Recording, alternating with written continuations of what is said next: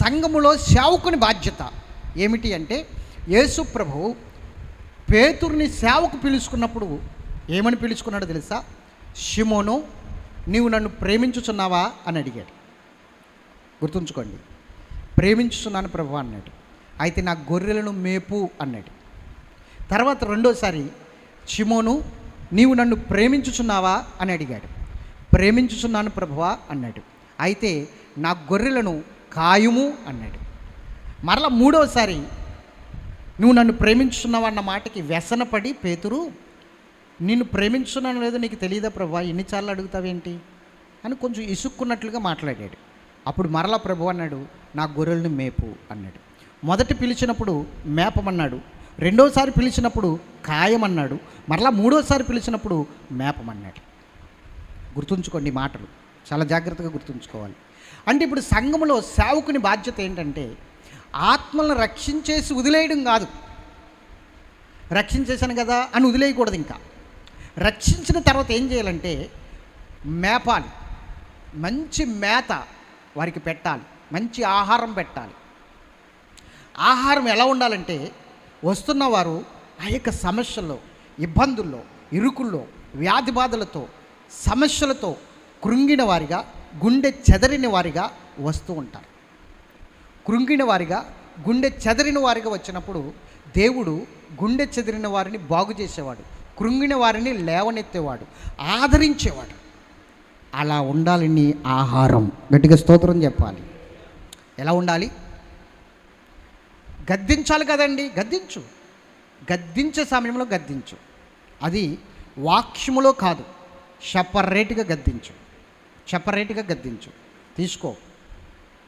తీసుకుని వెళ్ళి సపరేట్గా కలవమను. కలిసిన తర్వాత వాళ్ళతో మాట్లాడు, వివరంగా మాట్లాడు, అర్థమయ్యేటట్లు మాట్లాడు. ఓకే, వివరంగా మాట్లాడు, అర్థమయ్యేటట్లు మాట్లాడు.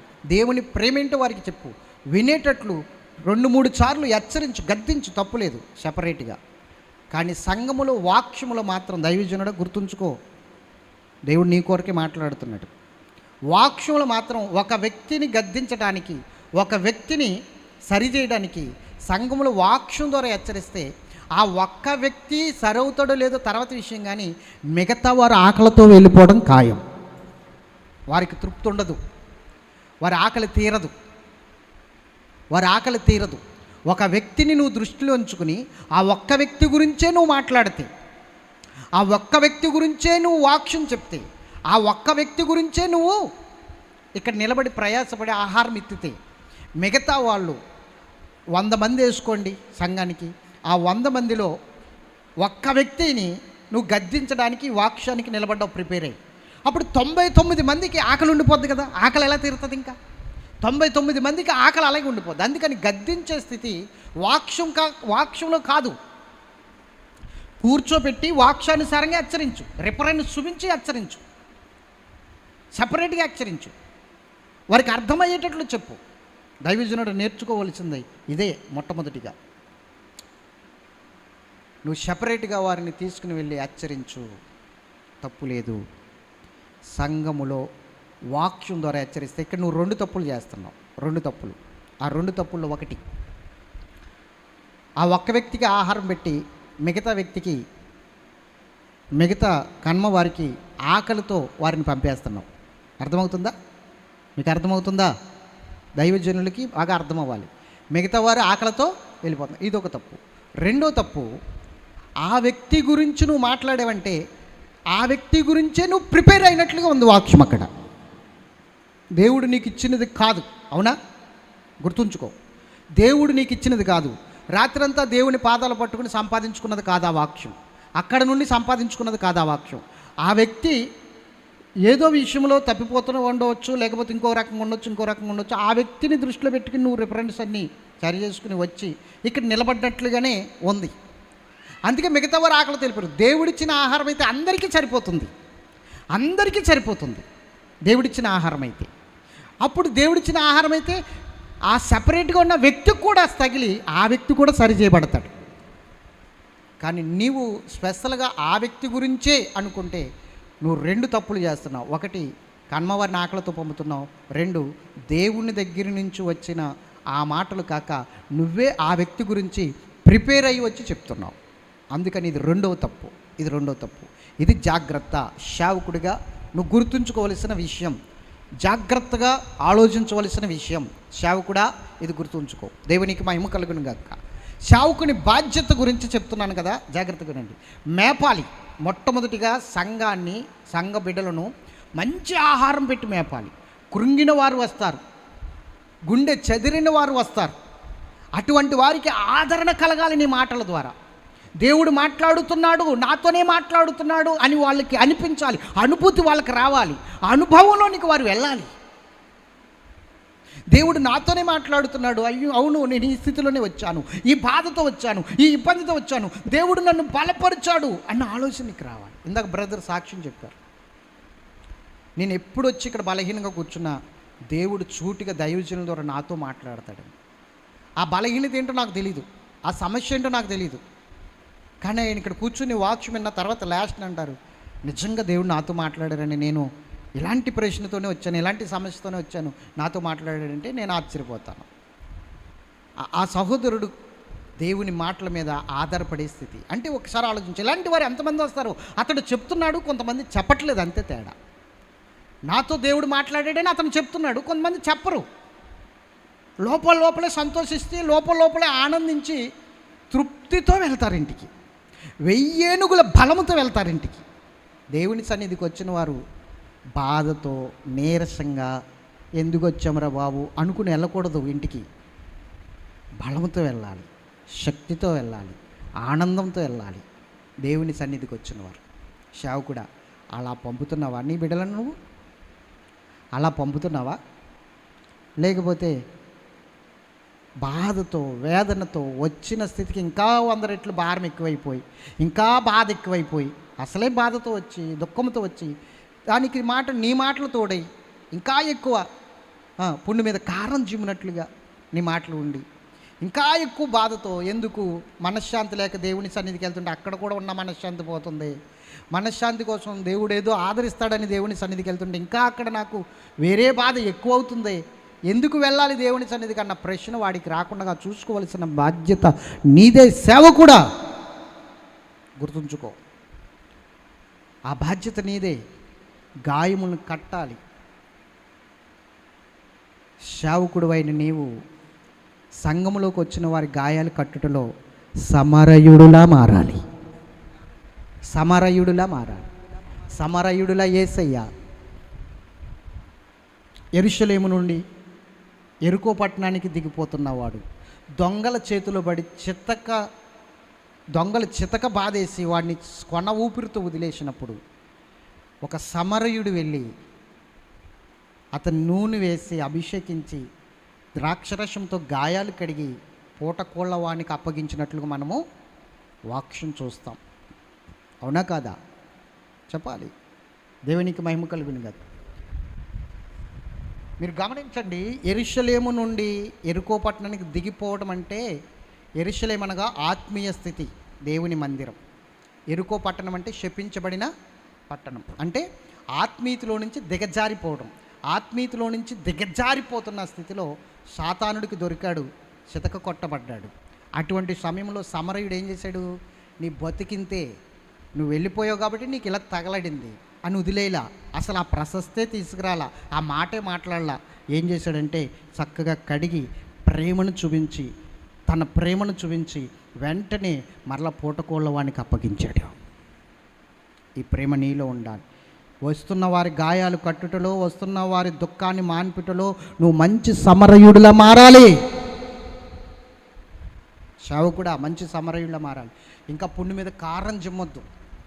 సమస్యలతో ఇబ్బందులు తీర్కులతో వస్తున్న వారిని బాధ పెట్టొద్దు. నేను చెప్తాను, సంఘాన్ని ఎవరు కట్టారు చెప్పండి?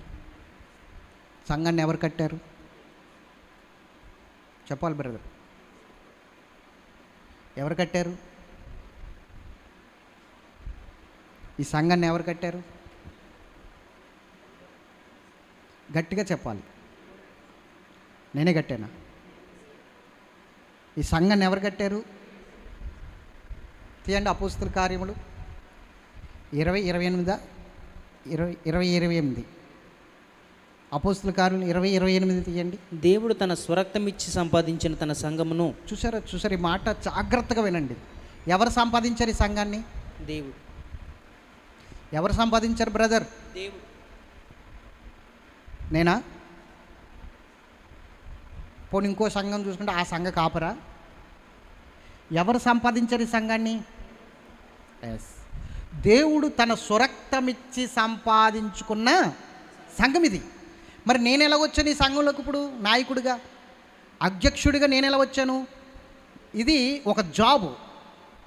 దేవుడు ఇంటర్వ్యూ చేయకుండా, నా అర్హతలు చూడకుండా దేవుడు నన్ను పిలిచి జాబ్ ఇచ్చాడు. ఇంటర్వ్యూ చేయలేదు. నీ స్తోమత ఏంటి? నీ అర్హతలు ఏంటి? నువ్వు ఎంతవరకు చదువుకున్నావు? నువ్వు ఎంత మంచోడివి? ఇలాంటి ఇంటర్వ్యూ కానీ ఇలాంటి అర్హతలు కానీ వెతకకుండా, ఇలాంటి ప్రశ్నలు వేయకుండా ఏం చేశాడో తెలుసా? పరిశుద్ధాత్మ ద్వారా నన్ను రక్షించుకుని ఏం చేశాడంటే సంఘానికి అధ్యక్షునిగా నిలబెట్టాడంతే. కిందే రాసి ఉంటుంది ఆ మాటలు. చదవండి, రాయండి, చదవండి. తన సంఘమును కాయుటకు పరిశుద్ధాత్మ మిమ్మును దేని యందు అధ్యక్షులుగాని ఉంచెను. దేని యందు మిమ్ములను పరిశుద్ధాత్ముడు అధ్యక్షులుగా ఉంచెను. ఆ యావత్తు మందను గూర్చియు మీ మట్టుకు మిమ్మును గూర్చియు జాగ్రత్తగా ఉండు. అది నీ బాధ్యతల విషయంలో, నీ పిలుపు విషయంలో జాగ్రత్తగా ఉండు. చాలా జాగ్రత్తగా ఉండాలి. షావుకురాలా చాలా జాగ్రత్తగా ఉండాలి. ఇది నీది కాదు, నువ్వు సంపాదించింది కాదు. నీ ఇష్టం వచ్చినట్లుగా సంఘాన్ని నడిపించడానికి ప్రతి నోటీస్ ఆయన దగ్గరికి వెళ్ళాలి. సంఘంలో ఇలా చేయాలనుకుంటున్నావు, నోటీస్ ఆయన దగ్గరికి వెళ్ళాలి. సంఘంలో ఇలా నడిపించాలనుకుంటున్నావు, నోటీస్ ఆయన దగ్గరికి వెళ్ళాలి. ఎజెండా అక్కడ వేయబడాలి, అక్కడ నిర్ణయించబడాలి. అప్పుడు ఇక్కడికి వచ్చి అది మనము అమలు చేయాలి. సంఘంలో ఇలా చేయాలనుకుంటున్నప్పుడు నువ్వు ఎక్కడికి వెళ్ళాలి? ఉపవాస కూటాలు పెట్టాలనుకుంటున్నాను, ఇప్పుడు ఎక్కడికి వెళ్ళాలి? నోటీసు. ప్రభా పెట్టమంటావా వద్దంటావా? అక్కడ ఎజెండా వేయాలి. వేసిన తర్వాత అక్కడ నిర్ణయం ఏంటో తెలుసుకోవాలి. అప్పుడు ఇక్కడికి వచ్చిన తర్వాత ఇక్కడ ప్రకటించాలి. మన ఆలోచనలు బట్టి, మన తలంపులను బట్టి, మన ఉద్దేశాలను బట్టి సంఘాన్ని నడిపించడానికి మనం సరిపోము. ఎందుకంటే ఇది మనం సంపాదించిన సంఘం కాదు. సంఘము దేవుడు తన స్వరక్తమిచ్చి సంపాదించాడండి. ఆయన రక్తం, ఆయన ప్రాణము సంఘం విలువ. మరి నీ ఇష్టం వచ్చినట్లు నువ్వు నడిపించేయడానికి, నీ ఇష్టం వచ్చినట్లు నువ్వు ప్రవర్తించడానికి, నీ ఇష్టం వచ్చినట్లు నువ్వు ఆడుకోవడానికి సంఘం ఏమన్నా నువ్వు కట్టింది అనుకుంటున్నావా? ఇలాగ అంటున్నానని అనుకోవద్దు. ఎవడబ్బ సొమ్ము సంఘము. ఖబర్దార్, జాగ్రత్త. ప్రతి విషయంలో లెక్క అప్పచెప్పాలి యజమానునికి. సేవకునికి కఠినమైన తీర్పు అని ఎందుకు అంటున్నాడు యాకోబు తన పత్రికలో? లెక్క అప్పచెప్పాలి. నీకు అర్హతలు చూడకుండా అప్పగించాడు సంఘాన్ని. నమ్మకముతో అప్పగించాడు. అర్హతలను బట్టి అప్పగించలేదు. దేన్ని బట్టి అప్పగించాడు? ఆ నమ్మకాన్ని కాపాడుకో. నమ్మకమైన వానికి దీవెనలు మెండుగా కలుగుతాయి. నమ్మకాన్ని కాపాడుకో.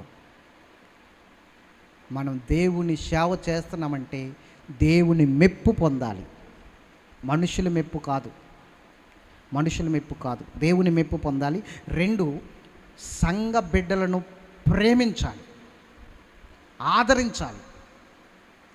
సంఘాన్ని ప్రేమించాలి, ఆదరించాలి. నెక్స్ట్, సంఘ క్షేమాన్ని నీ ప్రాణము కన్నా ఎక్కువగా చూసుకోవాలి. సంఘ క్షేమం అంటే నీ ప్రాణము కన్నా ఎక్కువగా ఉండాలి. ఇందాక మనం పాట పాడాం, సంఘక్షేమం నా ప్రాణమాయగా. సంఘక్షేమము మన ప్రాణమైపోవాలి, మన ప్రాణంతో కలిసిపోవాలి. మన ఊపిరి సంఘక్షేమము. సంఘాన్ని ఎలా మడితే అలా వదిలేయకూడదు. మేపాలి, ఆహారం పెట్టాలి, బలమైన ఆహారం పెట్టాలి. రక్షించబడుచున్న వారికి పాలను ఉగ్గుపాలతో సహా పాల వంటి వాక్యం పెట్టాలి. వయసు వచ్చిన వారికి బలమైన ఆహారం పెట్టాలి. ఎవరికి ఎలాంటి ఆహారం పెట్టాలో తండ్రివైన నువ్వు తెలుసుకోవాలి.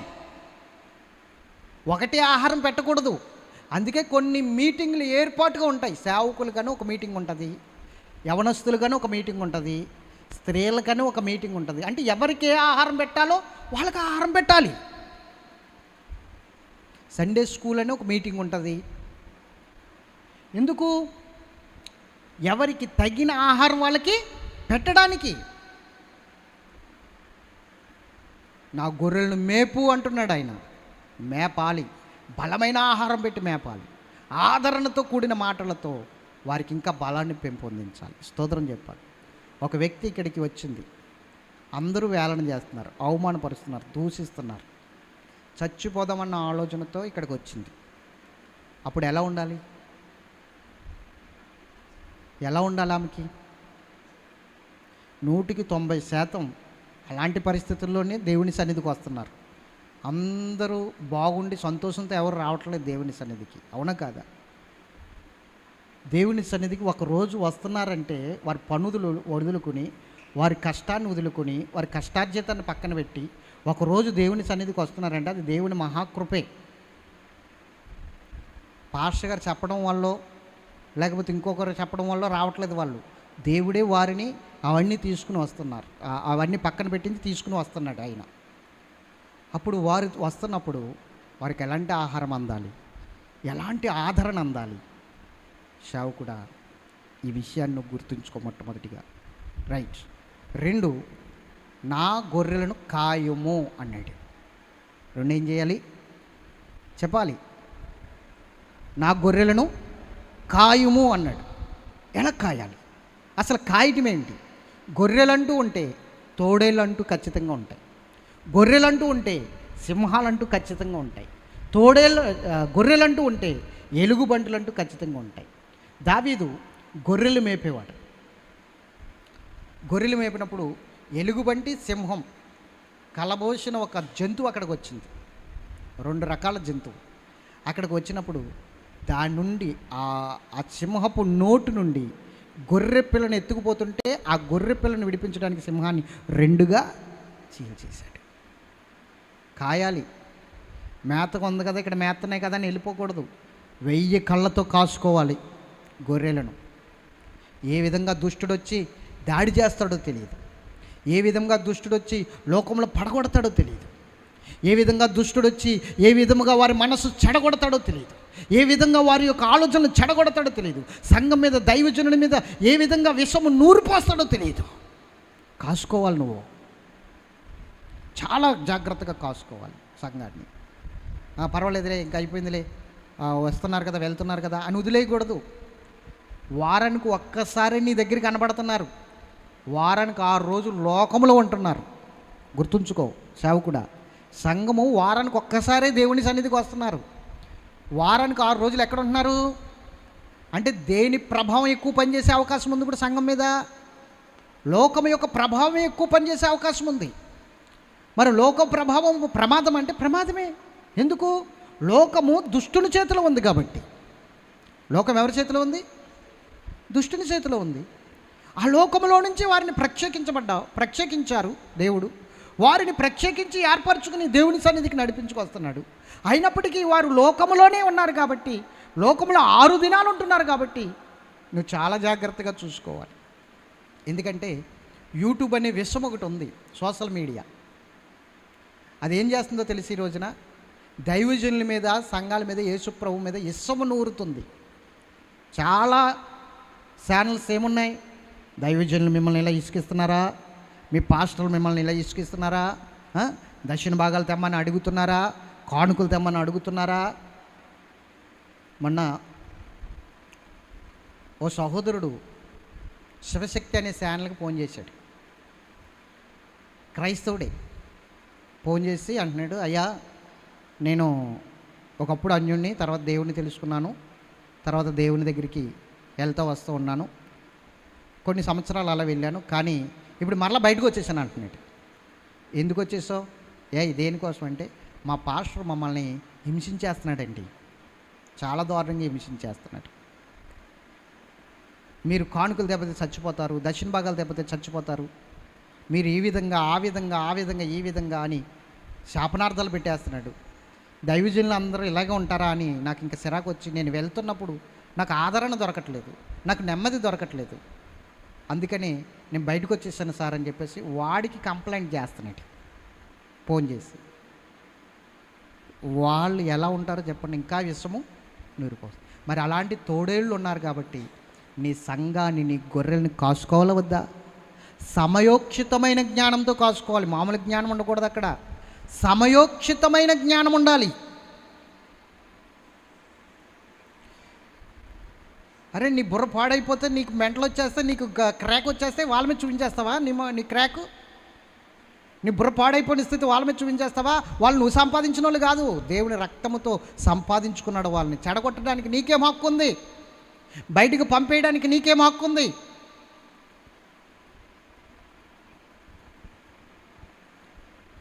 కీడును ప్రేమతో జయించమన్నాడు. దేంతో జయించమన్నాడు? ప్రేమతో. ప్రేమించు, ప్రేమించు, ఇంకా ప్రేమించు, ఇంకా ప్రేమించు, నష్టమేముంది, ఇంకా ప్రేమించు. ఏదో ఒక రోజు నా ప్రేమ విలువ తెలుసుకుని నీ పాదాల మీద పడిపోతాడు వచ్చి.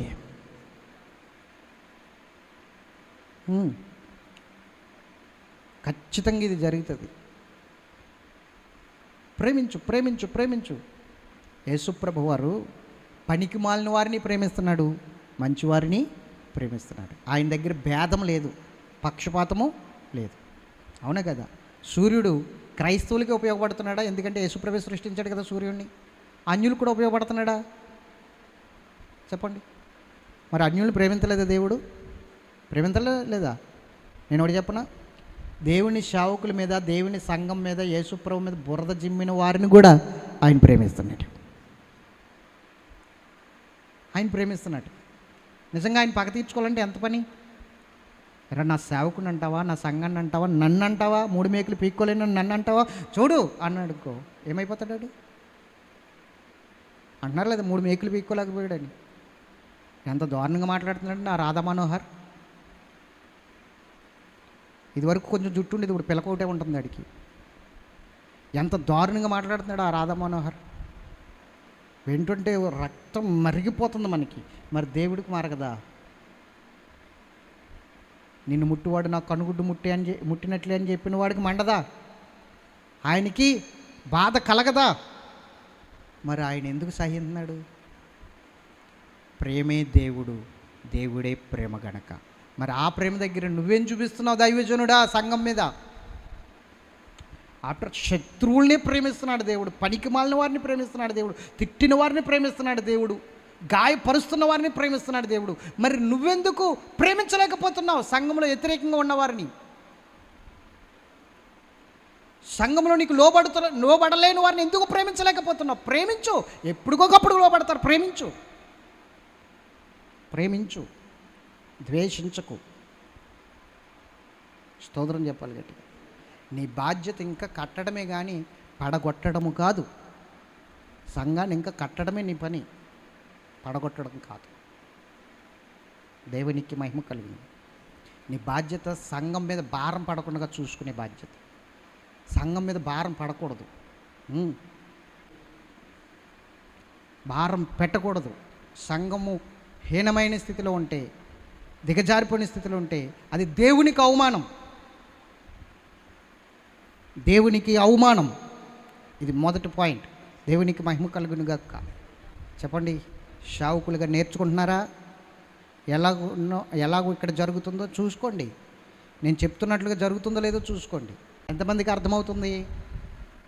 సేవకుని బాధ్యత చెప్తున్నాడు, సంఘాన్ని కాపాడాలి, కంటికి రెప్పవలే కాపాడాలి. నైటు పగలు నిద్ర లేకుండా సంఘం కొరకు దీక్ష పూనాలి. కంటి మీద కునుకు లేకపోయినా ప్రార్థన చేయాలి, ఏడవాలి, కన్నీరు కార్చాలి. ఇది సేవకుని యొక్క కష్టం. చాలామందికి కష్టం తెలియదు సేవకునికి. ఇస్త్రీ బట్టలు నలక్కుండా వస్తారు, ఇస్త్రీ బట్టలు నలక్కుండా వెళ్ళిపోతారు. గుర్తుంచుకోండి, సేవకుడు అంటే ఇంత బాధ్యతతో ఉండాలి. బాధ్యతతో ఉండాలి. స్తోత్రం చెప్పండి ఇంకొకసారి. హల్లెలూయా, హల్లెలూయా. సంఘం మీద భారం పడకుండా చూసుకోవాలి సేవకుడు. భారం పడకూడదు. ఎస్, భారం పడనివ్వకూడదు. వాడే సేవకుడు. ఏ విషయంలోనైనా సరే నీకు వస్తున్న దక్షిణ భాగాలు, నీకు వస్తున్న కానుకలు, పావలా తింటావో 10 రూపాయలు తింటావో తిను, మిగతాది దేవుని కొరకు ఖర్చు పెట్టాలి. నువ్వు కూడా ఖర్చు అయిపోవాలి. పావలా తింటావో 10 రూపాయలు తింటావో తిను. నీ కుటుంబాన్ని పోషించుకోవాలి కనుక తిను. నీ కుటుంబాన్ని పోషించుకో. నీ బట్టల కొరకు, నీ కుటుంబం కొరకు, బట్టల కొరకు, నీ కుటుంబం అవసరాల కొరకు తీసుకో. ఒక 10 రూపాయలు తీసుకో. ఒక 10 రూపాయలు దేవునికి ఖర్చు పెట్టు. అపోస్తలుడైన పౌలు చెప్పిన మాట మీకు ఒకటి గుర్తు చేస్తాను, తీయండి.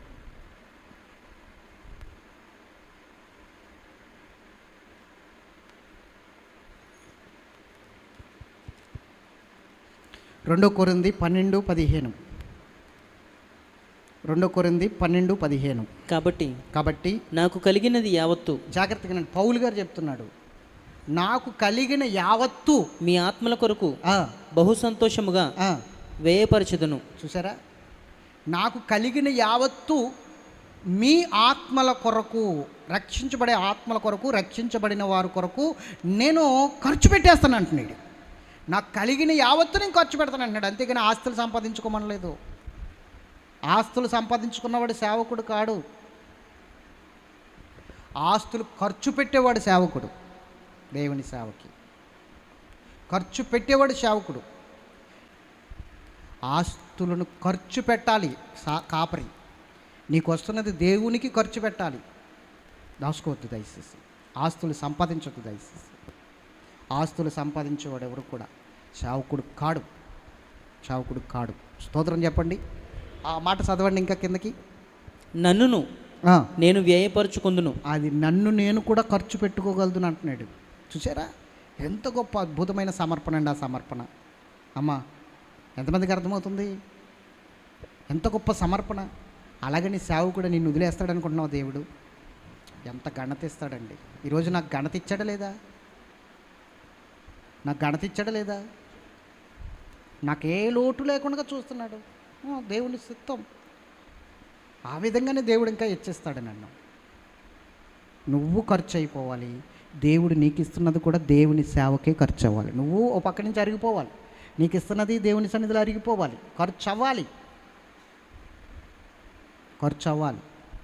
దేవునికి మహిమ కలుగును గాక. హల్లెలూయా. సంఘము ఆశీర్వదించబడాలా, సంఘము దీవించబడాలా. సంఘం అప్పులు పాలవ్వకూడదు. సంఘం హీనమైన స్థితిలో ఉండకూడదు. సంఘం స్తోమత చూసి నువ్వు నడవాలా. సంఘ బిడ్డల స్తోమత చూసి నువ్వు మాట్లాడాలా. సేవకుడు నీ బాధ్యత ఏంటో అర్థమవుతుందా? సంఘాన్ని కడుతున్నావా, సంఘాన్ని పడగొడుతున్నావా? ఇది నువ్వు అర్థం చేసుకో. నువ్వు ఖర్చు అవ్వాలి. నీకు దేవుడిస్తున్నది కూడా సేవలో ఖర్చు అవ్వాలి. స్తోత్రం చెప్పాలి గట్టిగా. ఎప్పుడు కూడా సంఘము అంటే ఎలా ఉండాలి, సంఘంలో సేవకుడు ఎలా ఉండాలి నేర్చుకోవాలి, నడిపించబడాలి. ఇంకొకటి మెయిన్ ఇంపార్టెంట్ పాయింట్ ఒకటి చెప్తాను. సంఘంలో సంఘ కాపరి క్యారెక్టర్ చాలా ప్రాముఖ్యంగా ఉండాలి. నెక్స్ట్ ఇంకొకటి ఏంటంటే, సంఘ కాపరి వారి మీద ప్రభుత్వం చేయకూడదు. ఎవరి మీద? అది ప్రభుత్వం చేస్తే సంఘ కాపరి ఎలా ఉంటాడు తెలుసా? ప్రభువులా ఉంటాడు. ప్రభుత్వం చేస్తే ఎలా ఉంటాడు? ప్రభువులా ఉంటాడు. ప్రభువులా ఉండకూడదు. వాళ్ళు మనకి బానిసలుగా ఉండకూడదు. మనం వాళ్ళకి ప్రభువులా ఉండకూడదు. తండ్రిలా ఉండాలి. 1 పేతురు 5:3. 1 పేతురు 5:3. జాగ్రత్తగా తీయండి. మీకు అప్పగింపబడిన వారిపైన, ఇక్కడ పేతురు గారు చెప్తున్నాడు, చాలా జాగ్రత్తగా వినాలి. మీకు అప్పగించబడిన వారిపైన ప్రభువునైనట్టుండక, ప్రభువుల వలె ఉండక మందకు మాదిరులుగా ఉండండి. చెప్పండి. ఇప్పుడు నాకు అప్పగించబడిన మందకు నేను ప్రభువులా ఉండకూడదు. నా మాట శిలాశాసనం, నా మాట ప్రకారం జరగాలి, నా మాట మీరకూడదు. ప్రభువులు చేసే పని ఇది. నువ్వు ప్రభువు కాదు. వాళ్ళకి మాదిరిగా ఇదిగో ఇలా బ్రతకాలి, ఇలా నడవాలని నువ్వు బ్రతుకులో చూపించాలి, నువ్వు బ్రతికి చూపించాలి. వాళ్ళకి మాదిరి అయిపోవాలి. నువ్వు మాదిరిగా ఉండాలంటే పాదిరిగా ఉండాలి మొట్టమొదటిగా. దేవునికి మహిమ కలుగుని కాక. అంటే ఫాదర్గా, తండ్రిగా ఉండాలా, అప్పుడు మాదిరిగా మారతాం. ప్రభువుల వలె ఉండకూడదు, పాలించేవాడిగా ఉండకూడదు, తండ్రిలో ఉండాలి. ప్రేమించేవాడిగా, శిక్షించేవాడిగా, దండించేవాడిగా, ఎక్కువ ప్రేమించేవాడిగా, ఆదరించేవాడిగా నువ్వు ఉండాలి. కష్టం వచ్చిందనుకో నువ్వే ముందుండాలి. నీ బిడ్డ దగ్గర నేనున్నాను రబ్బా, ఏం పర్వాలేదు అన్నట్లుగా ఉండాలి. ఒకవేళ తప్పు చేస్తున్నాడు అనుకో దండించు, గద్దించు. తండ్రి చేసే పని అదేగా. కానీ ప్రభువుల్లా ఉండకండి, పాలించేవారిగా ఉండకండి, తండ్రిలాగా మాదిరిగా, మందకి మాదిరిగా ఉండండి. చెప్పండి, ఇప్పుడు ఎంతమందికి అర్థమైంది? ఇది దేవుని మాట, నా మాట. సంఘం ఎవరిది? మనకి ఏ అర్హత ఉంది? మనకి ఏ అర్హత ఉంది? ఏ అర్హత లేదు. నిలబెట్టుకున్నాడు అంతే. ప్రతి సేవకుల్లో ఈ స్థితి ఉండాలి, ఈ లక్షణం ఉండాలి. అప్పుడే సంఘం అభివృద్ధి అవుతుంది. సంఘ బిడ్డలు మన కొరకు, ఇలాంటి సేవకుడు కొరకు కన్నీటితో ప్రార్థన చేస్తారు, కన్నీటితో ప్రార్థన చేస్తారు. ఇష్టపూర్వకంగా రావాలి, కానీ నీ బలవంతం వల్ల రాకూడదు. బాబోయ్ వెళ్ళకపోతే పాస్టర్గా తిట్టేస్తాడు, బాబోయ్ చెప్పించేస్తాడు, బాబోయ్ వెళ్ళకపోతే ఇంకేమన్నా ఉందా, అయిపోయిందే మన బతుకు అన్నట్టుగా రాకూడదు. వాడు ఈరోజు దేవుడు నాతో మాట్లాడతాడు, సేవకుని ద్వారా దేవుడు నన్ను దర్శిస్తాడు, ఆదరిస్తాడు, ప్రేమిస్తాడు అన్న ప్రేమతో రావాలి వాడు. అది స్తోత్రం చెప్పండి, హల్లెలూయా. అంతేగాని ఈ స్థితికి మాత్రం వెళ్ళకండి. దయచేసి మీ మైనస్లు తీసేసి దేవుని సన్నిధిలో ఇంకా ఎదగడానికి ప్రయత్నించండి. ఎదగడానికి ఎంతమందికి అర్థమైంది చెప్పాలి. సంఘములో దైవజనుని బాధ్యత ఇది.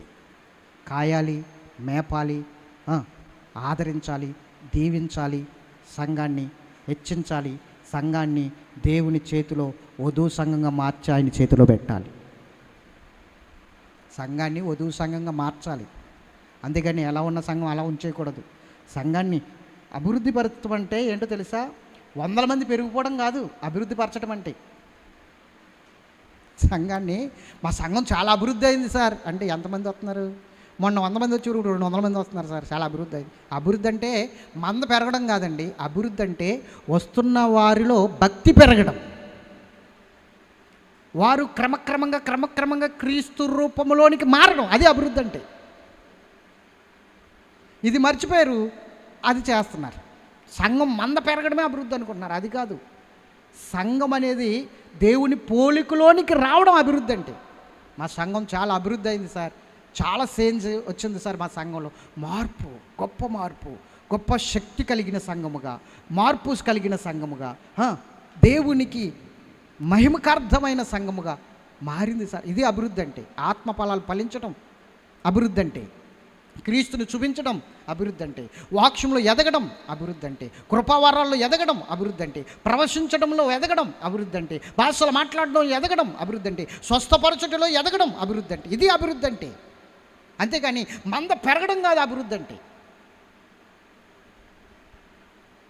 ఒక తట్టడ మట్టి తెచ్చి అక్కడ పాడాయి, ఒక 4 రోజులు పోయిన తర్వాత ఆటోమేటిక్గా గడ్డి మొలుస్తుంది. అది అభివృద్ధి అంటే. మట్టి అభివృద్ధి పొందినట్టు అది. అడవి పెరుగుతుంది, అడవి విస్తారంగా పెరుగుతుంది. అడవి గొప్పదా, తోట గొప్పదా? చెప్పండి, అడవి గొప్పదా, తోట గొప్పదా? తోటే గొప్పది. తోటలో ఒకటే జాతి ఉంటుంది, అవునా? తోటలో అందుకే కదా అరటి తోటని, మామిడి తోటని, జామ తోటని, కొబ్బరి తోటని ఒకటి జాతి ఉంటుంది. అడవిలో నానా రకాల జాతులు ఉంటాయి. అడవిలో నుంచి తీసుకొచ్చి తోటలో నాటాడు నిన్ను. ఇప్పుడు అభివృద్ధి పొందాలి నువ్వు. సంఘము తోట, అడవి లోకం. లోకంలో ఉన్నట్లు అడవిగా ఉండకు, సంఘములో ఉన్నట్లుగా తోటలో క్రమముగా ఉండు. అభివృద్ధి నొందుతాం, దీవించబడతాం. అంతేగాని అభివృద్ధి పొందడం అంటే మంద పెరగడం కాదండి. ఇంకొకసారి చెప్తున్నాను, మంద పెరగడం కాదు. సంఘము ఆత్మ మూలముగా ఫలించటం అభివృద్ధి అంటే. ఇది గుర్తుంచుకోండి, నోట్ చేసుకోండి. ఎంతమందికి అర్థమైంది? అర్థమైందా? రైట్. దేవుడి మాటలు తన వెనుకడలో దీవించును గాక. ఆమేన్. ఆమేన్. ప్రార్థన.